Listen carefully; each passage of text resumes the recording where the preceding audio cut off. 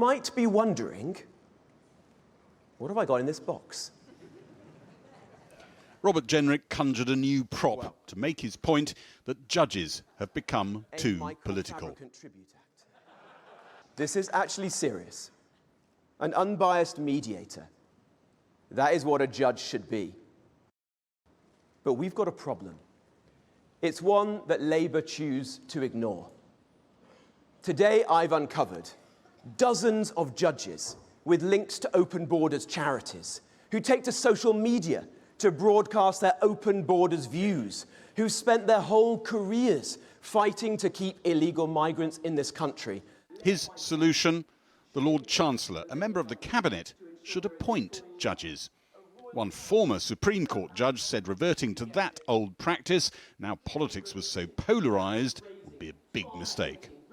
Let's build this new order. Let's take our country back. Thank you, conference. Thank you. His audience lapped it up. Admirers particularly noted not one word attacking Reform UK.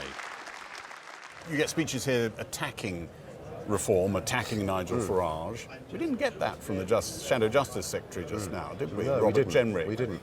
Intriguing, isn't it? It's Very almost wise. a sort of rebuke to those Yes. like the party leader Yes. who do attack Nigel Farage. Look, I think Robert was spot on.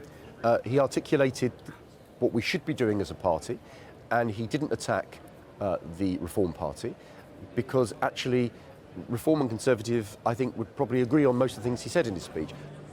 Today's new commitment came on top of fresh policies at this conference to leave the European Convention on Human Rights, abolish immigration tribunals and deport 150,000 illegal immigrants a year.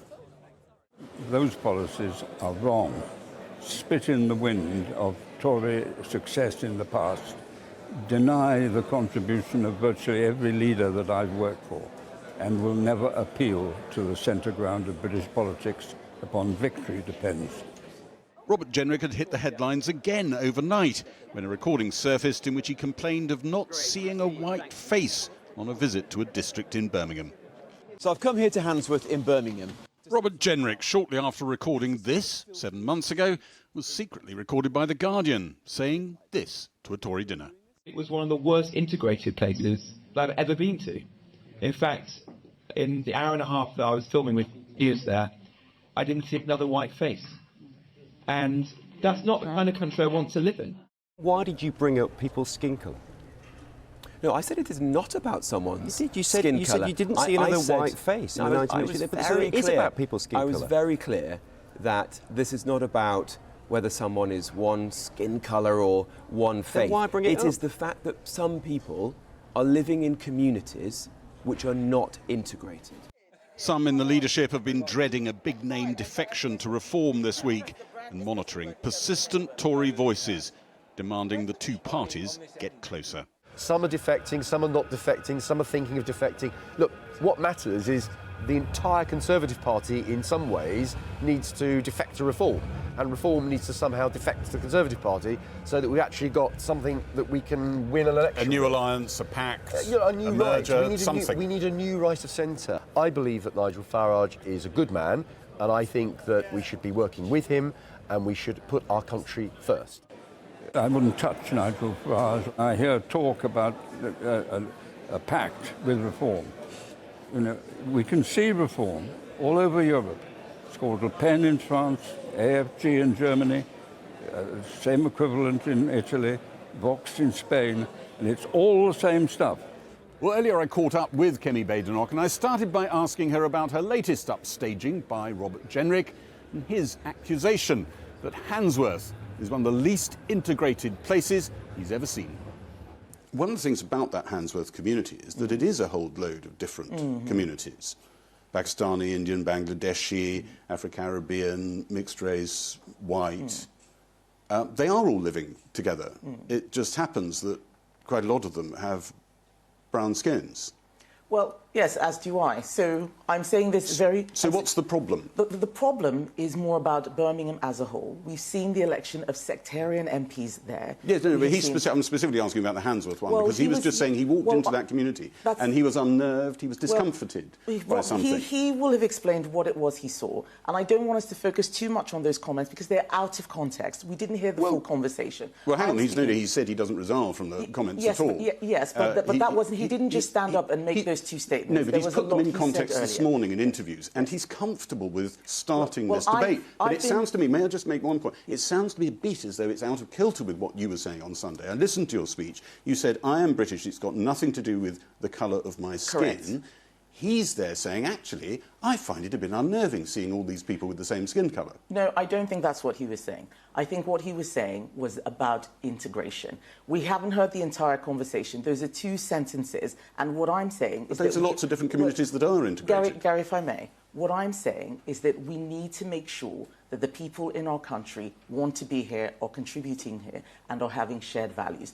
Birmingham has a problem. You look at who's been elected there. Sectarian MPs campaigning for airports. Yes, you're talking Pakistan. about that, and I'm talking about what he said, and yes, I'm trying to bring it back to... But the point I'm making is that it's all related. Point. It is not a separate point. That's where we disagree. It is not a separate point. He may have used a phrase which, out of context, does not explain that point well. I'm the leader of the party. I gave a speech about this. I am making the point. It doesn't matter what the colour of your skin is, but we do need to have shared British values. You've been talking about the ECHR, coming out of the ECHR at this conference, and Nigel Farage was a bit of ahead of you on that one. You'll say you did the homework properly. He didn't. Oh, we were also talking about it even when we were in government, yes. You're also a big fan of Brexit. You say you came very late to Brexit. You're now pushing anti-net zero policies, which Nigel Farage has done before you. I wonder if you'd like to pay tribute to Nigel Farage for always being ahead of the game. Well, I was talking about net zero in 2019. So these are policies that you've just announced. Well, I wasn't the leader of the party back then. Against what the party. Well, I wasn't the leader of the party back then. I'm the leader now. This is what a Conservative He's following party... you, Nigel Farage. Well, indeed, because I said this in 2019. I stood in that debate and I said this is not something that has a plan that's thought through. The net zero plans aren't working. I said it in my leadership speech in 2022. I said it in leadership campaign last year. So people will have agreements about policy. You end up on the same terrain a lot. Well, and yet you say you're the engineer and he's the sort of dodgy builder. Yes. Do you ever scratch your head and wonder, well, how did that happen if I'm such a good engineer and he's such a dodgy builder? Well, I only became the leader of my party 11 months ago. He's been the leader of all of his many different parties for the last 20, 25 years. That's the difference. The Conservative Party is under Kemi Badenoch's leadership. That means he is reshaping under what I think is right. That is what the party voted for. But we are also the responsible party. We're not going to announce things on immigration which put fear in people's hearts and which collapse under scrutiny. It doesn't mean that the policies are going to be easy to do, but we can deliver them. Stronger economy, stronger borders. Do you ever feel when you're announcing policies that try to tackle immigration that some people, you say, is out of control, welfare issues you say are out of control, asylum hotels, all the rest of it, you're actually asking the British people to let a Conservative government come back in and undo what happened under several Conservative governments? Because those are problems that absolutely developed. And this is what I said in my speech, that mistakes were made and we've acknowledged those mistakes. But undoing them is the core of your entire approach. That's why we can say that the Conservative Party has changed. There are many things that happened that I disagreed with, but Labour is not interested in solving those problems. Vote Conservative will undo all the things we did. Well, many of those things were not Conservative things. We are the Conservative Party, authentic Conservatives. Stronger economy, stronger borders. We have changed under my leadership. We can deliver these things. Kemi Badenoch, thank you for your time. Thank you, Gary.